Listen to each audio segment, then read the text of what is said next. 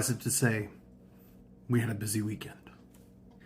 We went to Tulsa this weekend. I was on vacation, and we went to the Oddities and Curiosities Expo, where my wife was attending a taxidermy class. And me and the little guy also kicked around town a little bit, went to the different gaming stores there, found a couple that were really, really nice. So, shout out to Wizards Asylum in Tulsa, and also Top Deck Games in Tulsa. Both of those places were great. The people who worked there were great, and they were super helpful. And they helped me find the minis I was looking for, and even helped me find a couple of extra things I wasn't looking for that I, decided I'd been looking for. So, thought I'd show you guys a couple of those things. I thought you guys might care more than most. So in our current campaign, we're doing a lot with Yugoloths, which are demons from the plane of Gehenna, and we have found one of the 3 books of keeping that are supposed to contain all of their names. I have not been able to find a good Mezzoloth yet, but I thought this little fly demon guy did a great job. This guy here is by Reaper Bones, so he's one of the more bendable plastic types that we've come across. I think he's still very good quality. I don't mind the bendable plastic. I think it feels kind of nice sometimes, and it takes paint well. So there's that guy. More Reaper Bones. Here I got a Mimic chest. Super excited about the Mimic Swarm release that's coming out from WizKids later on this month sometime. A little harder, a little more rigid plastic than the fly demon there. Speaking of the Loths, and just to go ahead and get them out of the way, I got some of these really cool HD Nolzur's Marvelous Miniatures. They are HD minis, primed, paint ready out of the box. These are official WizKids and Dungeons and Dragons pieces here. So we're going to pop these guys out here. Of course, this is an Arcanoloth and an Ultraloth. Go ahead and pop these guys out here. The Arcanoloths most often look kind of like wolves, and the Ultraloths kind of remind me of, almost Ithlids, to be honest with you. But here is the Ultraloth that kind of reminds me of an Illithid without like little face tentacles. But yeah, these guys are kind of I think they're supposed to be like the psionic warriors from what I've read of the bunch. And then these guys are supposed to be the most dangerous of the Yugoloths.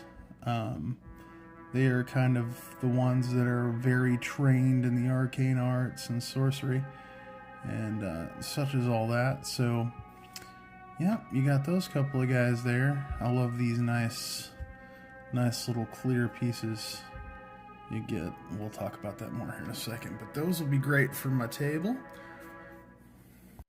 Also, honorable mention, because my wife already opened this one up and started painting it, was the Nightgloth that just came out this month.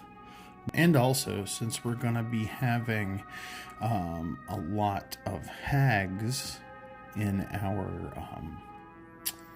our campaign, I got these 2 ladies, who are from an older release, unlike our Yugoloths there. They also do come with a couple of stands, which are always awesome to have. Keep in mind, with these stands you get from WizKids, you do have to glue those stands on with a little spot of glue. But they do help them. They do help them stand up, even though these guys normally stand up pretty great to begin with.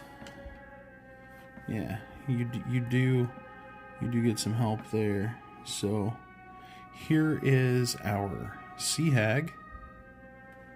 If I can get anything to focus as usual. Here's our Sea Hag. And here is our Vurer Hag, or Beerer Hag, depending on how correct you want to be with that Irish Gaelic. Beerer or Beerer Hag. Yep. There she is. Nice one there. Also kind of an older release. Sorry if these are...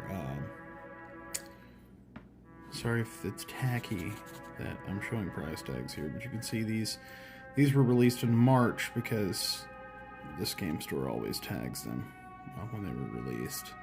But you can see they're released in March there. And finally found a Human Artificer and Artificer's Apprentice. Finally.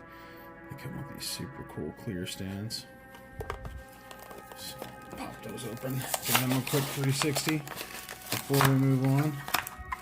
Got some way cooler stuff here. So there's cool little clear stands out there. Much heavier plastic, by the way, on these clear stands, as opposed to the black stands you get with a lot of the figures.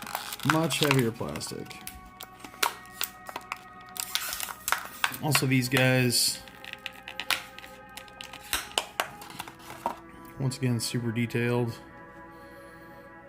Got that Eldritch Cannon there over his shoulder. Got a nice little gauntlet. Nice little gauntlet on there too. I don't know if you guys can see that. But yep. There he goes, of his own volition. Oops. And then got our apprentice. Once again, very pliable plastic. Nice, cool little pose he's in there. Next up, we have what has been for me throughout this campaign. My Holy Grail. I finally found the Night Hag and Dusk Hag that I needed to complete the set of 4 hags that I'm going to use for this campaign. Dusk Hag. There she is, throwing out a nice chain lightning spell, it looks like. Yeah, look at that, you guys. Gosh, so much detail. So much detail on the hair and the dress. Oh, it's just so cool. There's our Night Hag, the coup de grace. Now, I know they did release one of those model kits. It's about $25 that was a Dusk Hag, and I could find that a lot, but I don't know how many times this miniature will get used, and if my party goes in such a way that it only gets used once, I just can't justify $25 for one miniature. Last but not least, I picked up this Nightmare for absolutely no other reason except for the fact that I had read someone's homebrew in which they had kind of written their hags as like 4 horsemen of the apocalypse, and I saw this in the shop and saw how cool this Nightmare was, and saw how cool the painting suggestion on the back was for the Nightmare, and how they managed to get these translucent effects, and I just thought, man, I thought it was super cool. So that's pretty much it for me. Follow, subscribe, whatever the platform you're watching this on requires you to do, to see more Dicelings, more what we forget to tell new players, and more swag drops about minis like this. Well, let's start talking about upcoming releases, why don't we? I'll see you guys next time.